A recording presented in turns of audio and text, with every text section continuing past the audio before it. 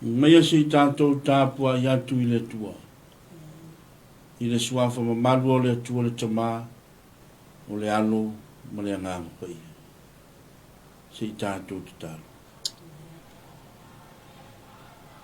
Mātou wala watu lau fio le atua le tamā, le alo, ma le anganga sa. Oe o le tumutumungo mea uma. O oe malia ai o mātou mana o i mere le imalau. E nofo o ele mea lilo o iai le siri ese o lau fio le. Ta maua mātou wala au atu lau fio. I lau wha una mana le ri. Lau wha una mana lea e ngau sia se amu a e si tia se ame. Le le ia ua mātou wala au atu. Ua mātou a ngai mai le ia. Whātau ina le ie lo mātou wala wina i a taoe. E ala i le fola ina o le whe au o lau fio le ri. Tele ni a nganga ai a ina mo lo fina ngalo le ri. O lo fina ngalo a wana i whano se tasi le tu. O lo fina ngalo le tua. Ia sao whanga i le ola e whamabau. Ta maa mātou wala au atu, whao umai, i lau mea whaingaria. Mātou te vai, mātou te le loa se mea le tua. Mātou te wha moe atu le mana lilo o loa nganga pa ia. Nā te wha matala roto ina, o upu o au a fionga le tua. Le loloto o lau a fionga le tua. Le se vave, le se loa, le se poto ta ofi ai le tua. A o vala au atu le tua lau au na whatau wa amaltina, whau umai mea fiafi. O ai se nganga la tau pa u atu i le malaya, la tau pa u atu le tofe, le li ia vea la upu. E liusu a vai ai o matu loto. A vea la upu se vai fufo. O whaafita auli, o mea tu ngā le o langa ma le soifuanga lo mātou wolai le li ie. Ia mātou wola ina lo fina ngalo le li ie. Taimi uma le li ie. So ani mai le tua i le fola ina o lau fe au. Fetalai o ia ngang pa ia. E ala i lo fe so ani mai le li ie. I ume uma ia te oe Yesu. Tele mawalunga le tua sovi inga. Awa lava ne te mato. Aia tu mawatu ia te oelo lava vi inga. Nei maso malava. Sa ia oile whaavavau lava. Amen e mane. Hallelujah. Praise the Lord. I le suafa mamalu Yesu Keriso le ao le kalesia. E whaatalofa, ma ofa lofa atu, i le nei vaenga o le sapati pa ia o le tua. E momoni atu le whaaftai, ma le nganga whamalo, o le whaatalofa, i au na tofia le tua, ma tofa le tua, i le nei sapati pa ia o le tua, o le malo longa o le sapati. Ia le tua, ma lo le folau manuia, ma lo le pale, ma lo foi le sai, ma lo foi le whātotoa. Ia manatu le po kalame ne ia luloa, a ea atu, ma whaatalo whaatu, se o tātou atu nu pele o Samoa, i le nei afi, au na tutofia le tua, ma latou wha le tua, so o se tovine, so o se whata whaitaulanga. A inga matapa au, fale polo tofinga, ia ai meise le loloa o Samoa, i so se tafa o le nei lalo langi wa mai moa whaafonga mai, i le pokalame AVE FUA le VAI e LEAI SONA tau. Te tonu Samoa i lau mai moa whaafonga mai, ai meise fo i le ainga o le tua, i le nei afiafi.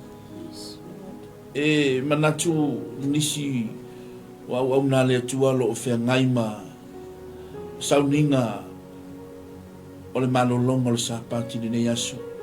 Ia nisi fo i wa mai a mai fo i sauninga ta ua o le malo le tua. Ia e whaftai i le nganga tui nātu i le tua le ne yasu i le vi inga o le tua. Tari tonu wa mawalunga ma mapu e pu e le vi inga o le tua le ne yasu. Sa alanga ina le ne yasu. Hallelujah. I so se fata fai taulanga. Whaafonga i ova le taulanga o sitia i le nifo le fata fai taulanga. Le na namu le vi inga i le tua. Le na namu o le taulanga osi i le tua. Le tui nātu o tātou loto i le tua. A wale vi inga ma le taulanga i le tua. Hallelujah. Mapu maya i maota malawa i le neia fiafi. Ia e le ia luloa le pokalame AVE FUA le VAI e le iso le tau. Whaatalofa atu i le tino ke riso i le neia fiafi. E le ngalo fo i le whaatalofa i le tama whaatonu lo whengai fo i ma le awaunanga i le yaso le sapati le tua le yaso. Vi ia le tua te tonu fo i o lo ia inisi au na le tua o lo au tova mai le mua nei ia wa foi le fa wa wino tute me faiva ia le vala wina i le tua ia le pokalame le nei AVE FUA le VAI e LEAI SONA tau ia le tua ia usi mai la mai mua fa fonga se i tala atu le lei ma le mata ngofie o le tua le tātou te au nai. Mai tala tuspa ia e le liu le tua na nafi ma le so e o lava i le whaavavau. Mai o le tua apole amo le tua Isaako le tua Iakopo o Yehova lo na suafa. Le suafa lea wa na whaia se mele le ia te oe le suafa lea wa manuia ai me te whaia. Hallelujah. Glory be to God. Nei tele na wā se upu le lea fiafi ai manatu e manu le taimi. La tato woi le upu whaawina le tua te le se mea loo manao ai le tua ia te oe. Hallelujah. I ia le tua. Glory be to God. A whaite whaalongo mai lea fiafi wa watu le upu le tua. Hallelujah. O fea se vai panoa le fea foi se si o banga o lo e olai a vea le upu le tua e liusua vai ai o tatou loto. Hallelujah. Ia manatu e whaatalofa i sia u whaapele pele le neia fiafi ia le tua talofa le tinare ainga ia le tua vai atu lo lali lei i le neia fiafi ia le tua i tiofo ia pole amo ia sarai ia vi ia le tua ia whaatalo whaatu si o tō lua whaapele ia si o tautonga ia vi ia le tua ia le ngata lea o le ainga o le tua wa mai mua whaafonga mai ni neia fiafi vi ia le tua awa te alu ese malungo le tātou live. Hallelujah. Ia ba nga ia foi ti mai ai lau telefoni po lau TV te fa longo mai ai i le tatou whainga lotu po le whaasoa ina foi o le upo le tua Yesu o le vai o le ola AVE FUA le vai e le ai so le tau ia manatu le ase e atu le tina le ainga ia e whaasoa foi le anga le lei ma le alofa sili ese o le tua ia wa manatu foi wa tai ai le mamalu o le tua i le lea fiafi atu ina atu le manol tina e whaasoa ai le matango fi o le tua e ala whasoso ani mai o le angango le tua ia le ni ia le atua i le nei asam manuia a le asa pa ia o lo tatou walima lo tatou whaola ia le atua i lana a fionga pa ia ai whaamalo si au mai ai tatou ia le nei aso ia o ia le tatou autu o lo ilunga o le atua tatou te malu ai. Haleluia. O le tatou tusi faitau i le nei aso o le whaamalu si au o tatou o le maua mai lea i le Isaia e whaas fulmatasi a lona whai upo e se fulu. Isaia e whaas fulmatasi a lona whai upo e se fulu. Whapea lona whai tau wina. Aua e te whewhe, aua o te ia te oe, aua le whe tepa aua o au o lo atua, o te wha maalusia oe, e moni o te whe sosoani ia te oe, e moni o te tauwhia oe, i lo lima tau, e iai le ami o tonu. Amen. Aua e te whewhe, aua o te ia te oe, aua e te petepa te paai, aua o au, o lo atua, o te wha maalusia oe, e moni o te whesosoani ia te oe, e moni o te tauwhia oe i lo lima tau, e iai le ami o tonu. Hallelujah. Amen. Praise the Lord. Opelka. Ia le atua i nana whionga pa ia. A mai ole Hallelujah. tusi le nei, o loo o le whesosoani po God's help for Israel. O le whesosoani a le tua i le nuu o Israelu, i le au mai o Israelu le taimi na iai i le tawhianga mai Babylonia. When they were suffering, Amen. Israel was suffering. They were suffering in Babylon. Assurance that Israelites during their exile in Babylon that their suffering is temporary and God will sustain them. Hallelujah. Ole fesosoania le tua molo na nuu. Hallelujah. Na ia au mai ai lona nuu. Mai ile safa ile taimi na safa ai la tau te tonu o le tawhianga lea mai Babylon, Babylonia. And le isere aua e te whewhe o le whaamalo si au fo lea mo i tātou i le nei afiafi e whapea. Aua e te whewhe Amen. aua o te iai a te oe e mai ele ngatele, aua e te whewhe, aua e te whetepa te pae. Hallelujah. Aua o te whaamalosia oe. Hallelujah. O te whesosoani a te oe, o te tā ofi a te oe. I lo lima tamatau.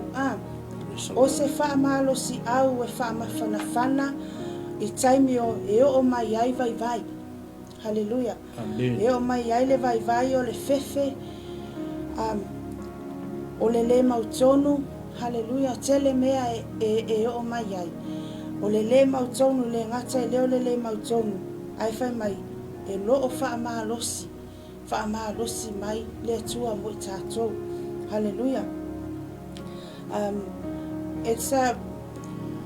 This verse offers comfort and promises divine support during times of weaknesses and fear, assuring you of God's contact, presence, and strength. Hallelujah. Hallelujah. Our strength comes from God, so we don't just rely on somebody else, but we just believe, as believers, asking God to give us strength. Hallelujah. And it says in Philippians 4 verses 14, I can do all things through Christ, or through him who strengthened me. O te mawhaia mea uma i le whaamalosi mai o ke riso Yesu ia te au. Hallelujah. I le tusina Filipi e whawhai upos fumatolu. Strengthen me. Joshua 1 verse 9. It says, be strong and courageous, for the Lord our God is with you. Hallelujah. Glory be to God. Hallelujah. Ia e Thank you, Holy whaamalosi. Spirit. Hallelujah. Le tusi na Yosua fai mua fai upo e iwa o loo whaamalosi ai le tua ia Yosua. Hallelujah. A well-knowing Bible verse offering comfort and reassurance against fear. Hallelujah. Larger section in Isaiah where God encouraged Israel, promising them that they need not to fear. Hallelujah. Not to fear their enemies because He is their protector and redeemer. Hallelujah. Glory be Ole to God. fa'a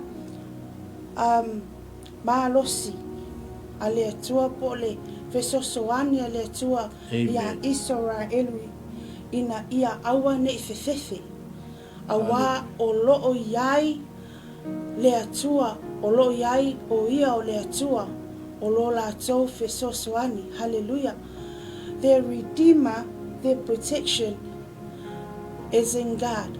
Hallelujah. Hallelujah. God is holding them in His right hand. Hallelujah. Ole o tau fia I la tau e lo fai loa ia I le tua au le fefefe. Awa o lo mia I le tua I la tau I lona 5 tamatau. Ole 5 tamatau o le tua o lo ia le pule. Hallelujah. Ole pule. Amen. Hallelujah. Hallelujah. Praise the Lord. Righteous right hand, power and justice. The right hand in scripture, significant supreme power, authority. Hallelujah. Authority is in considering the stronger hand. Hallelujah. Ole a ao ma losi o le atua. Yes. O Amen. lo'o umia ai Israelu. Amen. Hallelujah. Hallelujah. Hallelujah. O lo'o iai o le ao le atua, o lo'o iai le pule, o lo'o iai le malosi anga. Hallelujah. O le atua, o lo'o tātou malosi anga. O lo'o tātou malu. Hallelujah. O lo'o whaamalu malu o ia I lunga ia te tātou. Amen. Apolo misi le atua ia te tātou se mea. Praise the E Lord. le pepelo le atua ia te tātou. Hallelujah. He has promised. Hallelujah. And He is faithful. Hallelujah. Hallelujah. Praise the Lord. Stronger hand, righteous, significance, that His strength is pure, virtuous, and just implies God is acting in faithfulness in His promise. Hallelujah. Amen. O lo'o a whaie act le atua, a whaie tango le atua, e polo misi ma whai se mea, a whai na whai mai le atua ia te tātou, e mea e ia I tātou lona 5 tamatau, nā te laweai, nā te whisosoani. Amen. Hallelujah. E happen lava. Glory be to Hallelujah. God. E happen lava le mea lo mana Yes. o le atua e te Hallelujah. o e polo misi lava le atua. Amen. Hallelujah. E le pepelo le atua. Hallelujah. O ia o le Hallelujah. atua e whaamaoni ana folanga. Hallelujah. O le atua. O ia o le atua whaamaoni. Hallelujah. A personal relationship. Hallelujah. Compared to a loving parent.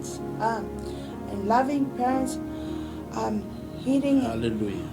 holding a child's hand in a dangerous or busy place to guide and protect them. Hallelujah. Presents God's talking ownership of your well-being. Hallelujah. Amen. Amen. E pe ole matua I lana tama. I le una o le 5 lana tama I se awala pisi fo lele. Hallelujah. I whapena ale atua. Nā te lawea I a te oe. Nā te mia oe lona lima tamatau. Hallelujah. Na te lavea e te oe. Hallelujah. E mana o le atua. E na te ua.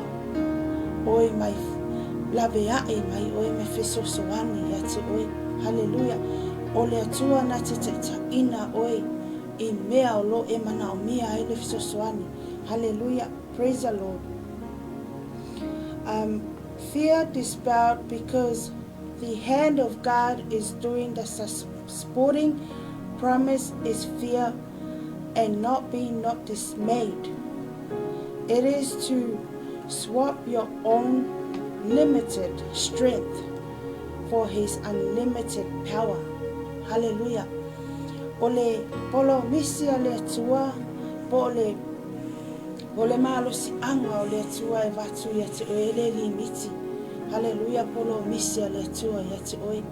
Au tātou lava ile le tātou te le trusting ale tua. Hallelujah. Hallelujah. Ai mai e le limiki. E le limiki. E le whaangata e le tua. Praise the Lord. Polo misi. Mea o loa mana o le tua e whaia mo oe. A whaia e mana o le tua o oe o lova la wina nei. Ai mana o lava le tua e promise he will give you what you want. But it's you trusting God. O tātou lo tātou tali tonu wina o le tua. Awa e le li miki. E le li miki le power o le malosi lo le tua FUA ai fia maua le malosi e te aksi le tua FUA ma le malosi. Hallelujah. Ai fai mai e le li miki. Hallelujah. Swap your own limited strength for his unlimited power. Hallelujah. Pai mai e avatu ole atu. Avatu umani vai nganga ia te oe o le alo vai paina vai ai. Hallelujah. Avatu umai le tua. Amen. Ai va aila ye FUA ai me le tua le malos. Ia te Amen. oe. E kango le tua. You know, e swap. You swap it. You swap. It's like swapping for lele batu. Swapping like something for lele. We exchange my for lele. You know, e batu. E te ole atu le tua FUA me le malusia. E kango le kua au mai le malus. Ba e tali tonu le tua. Hallelujah. Ba e fai mai unlimited and swap your own limited strength. Hallelujah. Lo malusi lo vai na yai wale lava se malusi anga ya tu e fai mai e FUA me le tu wale malusi ya tu. Hallelujah. Hallelujah. Praise the Lord. Fear not, for God is with us. Be not dismayed. For God, he is our God. He will strengthen us. He will help us. He will hold us with his righteous hand. Hallelujah. Praise the Lord. Mia tatou ele atua inona lime matamata. Hallelujah. Le au le atua lo yai le power. Lo yai le malosi. O lo yai le kule. Hallelujah. O lo yai le kule ma le mana. Hallelujah. O le mana le malosi anga o le atua. Na te ua ai tatou. Ma feso soani ai tatou. Hallelujah. O mai le whaavai o mai le lefie ai. Ai whai mai e fesoso ana mai e ngata ina o mia i tātou longa lima tamata. Ai whai mai e fesoso ani. I mean ele ngata e fesoso ani au lo ia tau fia o e maa. Hallelujah. Lima tamata. O lo iai le mia tonu. Amen. Amen. Mai e nate ua i tātou i lona lima tamata wolo i hea mea tonu. Hallelujah. Amen. Praise the Lord. Ni ia le tua power and authority. Yes. Authority. Hallelujah. Ole pule male mana olo i hea mea tonu. Hallelujah. Praise the Lord. Ia le tua e whamahoni lava le tua ia te tātou. Au tātou lava i le tātou le ole atu le atu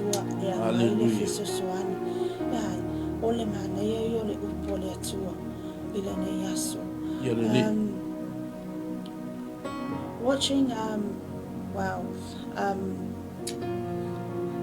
reading the Word of God and thinking how great God is, Hallelujah. how amazing God is. Yes. Leanga Hallelujah. le leo le atua ma le alofo le atua ya te tato. Peo na yai le nuo Israelu sa ia la veai. Hallelujah. Mai le Praise the safa Lord. le ola safa le ola polonga sa yai la toa. Ai Hallelujah. fai mai sa ia au mai. Hallelujah. Sa ia au mai a lono no. God's help for Israel. Hallelujah.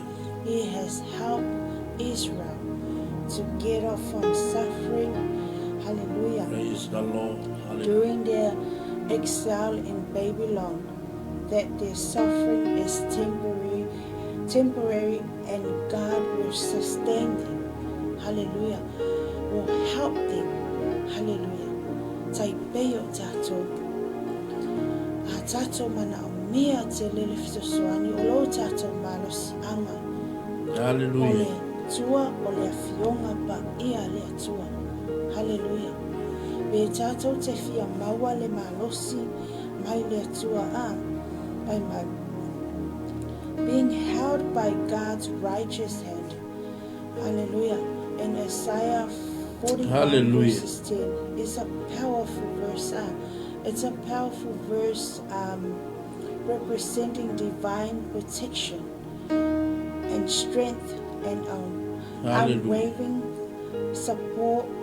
It symbolizes that God is not only present but actively involved in holding you up when you are weak and fearful and overwhelmed. Tato vai vai wo o mai le vai vai a te tato vai mai o le symbolize lea o le upu wha amaro si au lea a le tua mo i tato. Amen. O mai le taimi it's holding us upright. Not only holding us upright, but when you are weak and fearful and overwhelmed. Hallelujah. Praise the Lord. Ai o le whaamalo si au. O se tusi whaamalo si au mo tātou pēa o mai le vai vai. Hallelujah. Vai ua le haise mahalosi, ua le atotoa le mahalosi, e whaamalosi ai. I le ngaluenga le atua po wa e whaavai vai lava. Hallelujah. Amen. Ai whai mai. Hallelujah. O le atua is a symbolize o le symbolize Hallelujah. lea o le laveai, o le mana, o le pao, Hallelujah. o le pule ma le mana le atua. Ia le tua. Hallelujah. O le pule ma le mana le atua lea e Hallelujah. wina ai tātou. Hallelujah. O loo umia i le atua Praise the tātou. Lord. O lea. O lona a au. O loo iai le pule ma le mana. Hallelujah. O loo iai le malo si anga. Ia le li. Hallelujah. Le ngata o le awa lofa o le atua o loo iai le power. Powerful protection, strength, and unwavering support. May support. Hallelujah. He will support us. Amen. God will help us. Hallelujah. Le ngata o na fesosoani ai na te mia na te tau fia i tātou lona lima tamatau. Hallelujah. Vi ia le atua i lana upu whaamalosi au. Praise the Lord. Na Hallelujah. upu e whaamalosia. E whaamalosia i tātou la tātou savalinga. Hallelujah. Vi ia Hallelujah. le atua e ia na afionga pa ia. E ngata i lea le whaamalosi au ia i tātou. A o se upu wa mai a mo i tātou le afiafile nei. A tātou vai vai. Hallelujah. Awana i ngalo ia te i tātou. Le afionga pa ia le atua. O loo whai mai. E na te fesosoani. Na te tau fia i tātou. ilona lima tamatau. Hallelujah. Bi ia le tua ilana upu le neia fiafi. Hallelujah. Praise the Lord. Ia le tua. Praise the Lord. Hallelujah. Ya, bi ia le tua, ya manatu wa e whaafonga mai i le taualanga ina o le whiau o le tua o le neia fiafi o le upo le ola. Mai le tala le tuispa ia so se mea ave iai le upo le tua e manuia. Mai e le tautonunga i le FUA le upo le tua i le neia fiafi.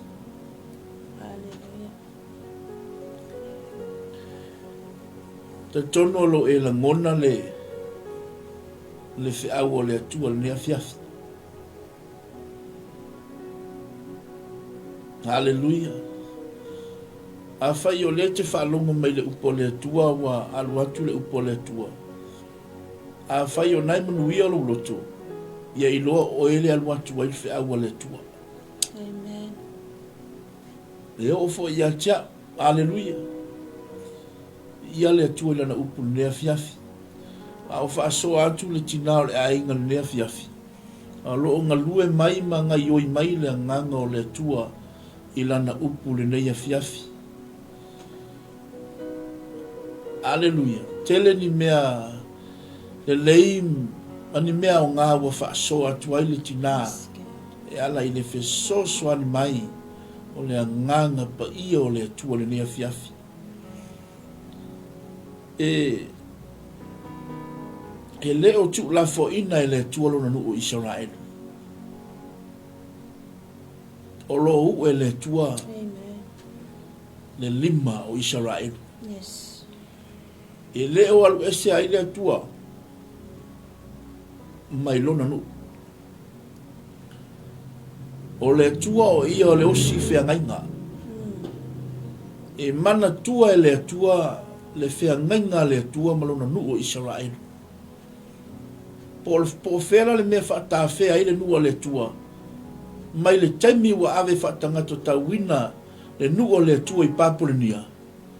E le i alu ese ai a ao o le tua. Yes. Mai lungo Israel o lona nu. So, lea wa tātou wa aile vai taimi nei i le si taua o malo i le nuu o le tua Israel. A e le mawhai ai, o nā lu ese ai le tua, ma le whea ngainga le tua ma Israelu. Langa i pele i le tua lona nuu o Israelu, langa o i oi mata o le tua, o lona nuu o Israelu. Le wa fa longo mai le upo le tua o fa so atu le tina i le fiafi. O le manai ai o le tusi fai tau le fiafi nei. O lo fa pe mai. Aua le fetepa te pai. Awa o te ia te oe. Hallelujah. Awa o aula watua o te fa amalu sia oe. E moni o te fesosoani a te oe, e moni o te tau fia oe i lo lima taumatau e iai le ami o tonu. Si koe whai kaua whamanumori. Aua e te fefe. Aua o te ia te oe. Aua le fetepa te pai. Aua o aula watua o te whaamalusia oe. E moni o te fesosoani a te oe. E moni o te tau fia oe lo lima tamatau. E ai le ami o tonu. Amen. Lore pera ka. Amen. Hallelujah. Yes, Lord. Ia e loa oe. Oe o le tangata o le tua.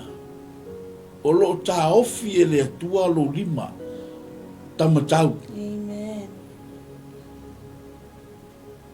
E le tu la fo ina e le tua ona tangata.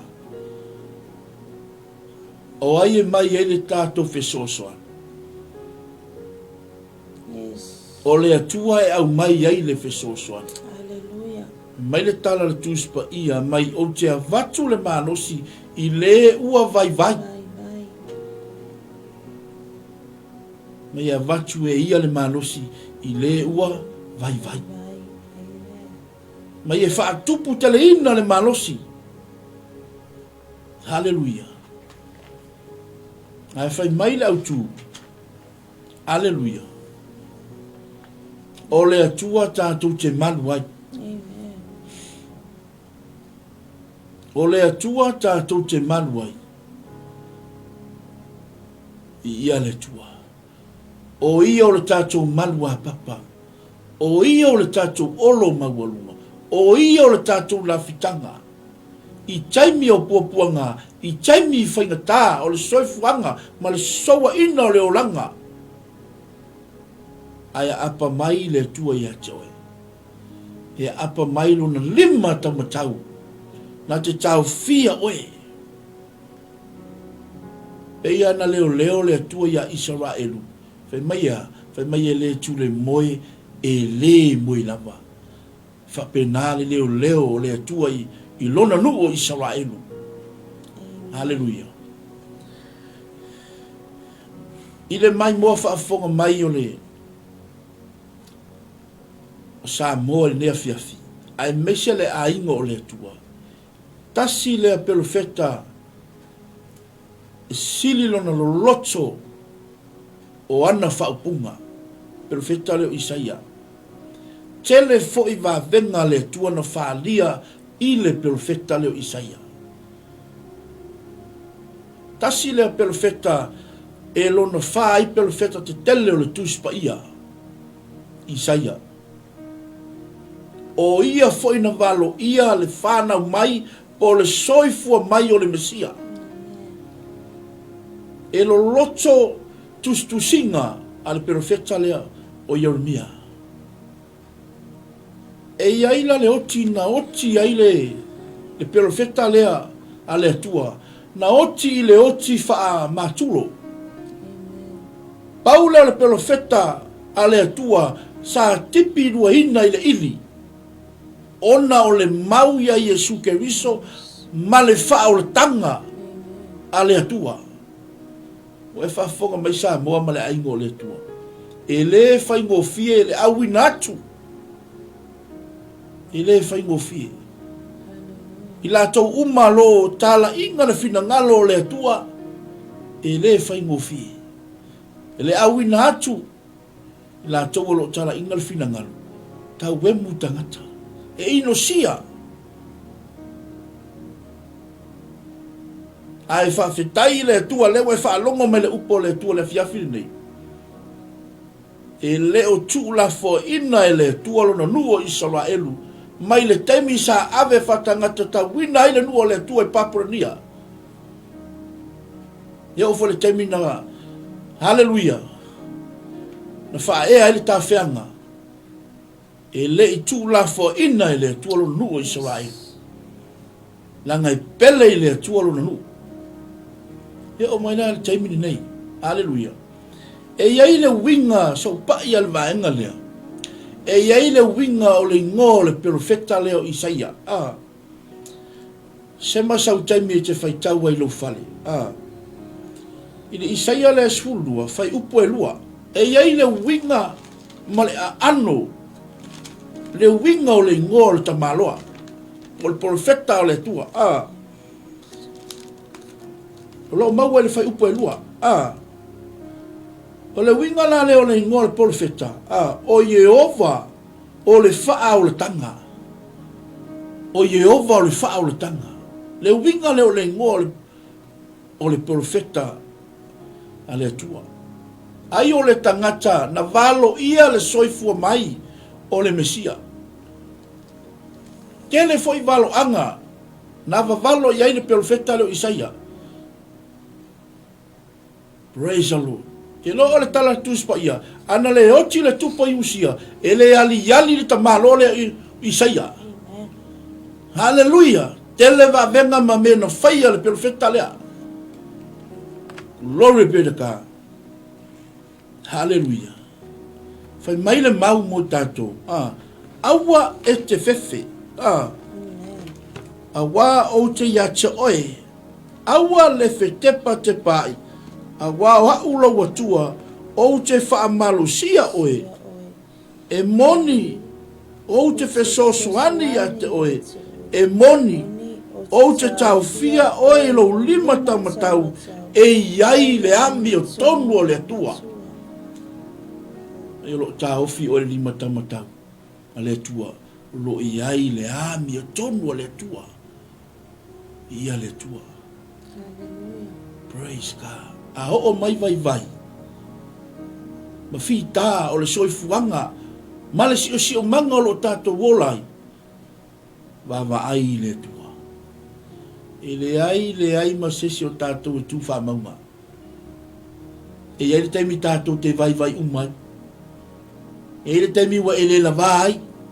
Wa mana umia se wha siri ngā malos. Aisea, langa ya apa mai la 5 tamatau le tua o lo o iai le ami o tonu le tua. Na te feso soan. Ale vai mai. Aua le fe tepa te pai. Mai o te wha malusia oe. Aleluia. Al mangai le upuko mua o le tangata o le tua. Ilona nuu o Israelu. Fe mai a aua te fefe. O te ia te oe. Aua le fe kepa ke pai. Hallelujah. Praise God. Ia le tua. Te manatu la whaangata mai i le tātou po kalami. Hallelujah. Man le tātou taimi. Kei fo inisi po kalami wa foli mai tua. Ai alo whangia e le tua. Wha pupula ma wha malamalama atiri atu. E le nganga o le tua. Lana upu le nei afiafi. Hallelujah. Mai na te avatu le malosi. I le wale aise malosi. Na te wha atupu te le ina. Aua e te fefe. Ola le manga yo upo le tangata o le tua. I le nu o Israelu. Le wha malosi o le tangata o le tua. I le nu o le tua Israelu. Praise the Lord. Ave ma o le upo le tua. Hallelujah. Wha manuia atu le tua ia te oe. I le nei afiafi. Hallelujah. La foi se upo ua le tau tamali. Ia fale o le tua. E poto al tau tai. Ai ele teimi se ele atu ia. Wha manuia atu le tua ia te auto umalava. Na maa futa mai le nei afiafi. O le upo le tua. O lo ia le ola. O le upo le tua. O lo ia le mana. O le upo le tua. O lo ia le wha malolonga mana le tua. O le upo le tua. E mawhai e na whai e wawenga. O le upo le tua. E te muwai. Te muni. Wha manui atu le tua ia te oe. I le nei afiafi. Angali nei le tua le vai asu fau. I fe au mangaluenga. O moli atu le soifua ma le ola. Wha manui atu le tua. Au na le tua malatou fa le tua so se fata fai taulanga. Lato umana mai mo fa fonga mai i le pokalame. Ave FUA le vai.